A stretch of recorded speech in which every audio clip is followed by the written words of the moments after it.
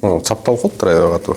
Мындай эле айтып койбоймун, көк түстөгүлөрдү эле. Урматтуу жарандар, өзүңүздөр билгендей эле ар бир номердик белгилерде ушундай бир 05, 01 деген сыяктуу сандар бар.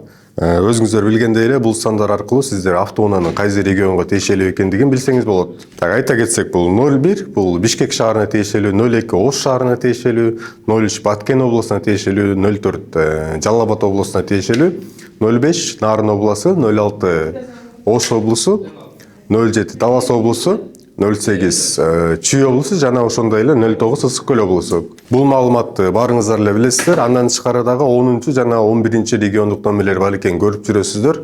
Ал эмне десеңиздер, 10 номердик белгилер бул буга чейинки чет өлкөдөн кирип келген автоунаалар чет өлкөлүк номердик белгилер менен жүргөндө байланыштуу.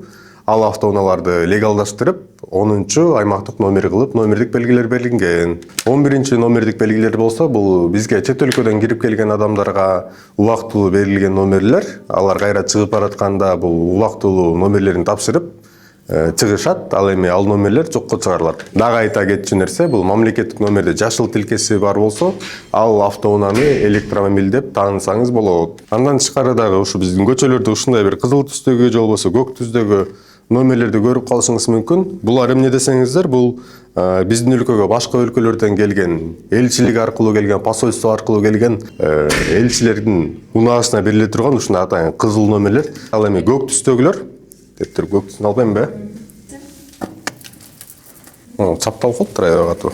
Мындай эле айтып койбоймун, көк түстөгүлөрдү эле. Ал эми көк түстөгү номердик белгилер бул Бириккен Улуттар уюмунан келген элчилердин унаасына бериле турган атайын мамлекеттик номердик белгилер.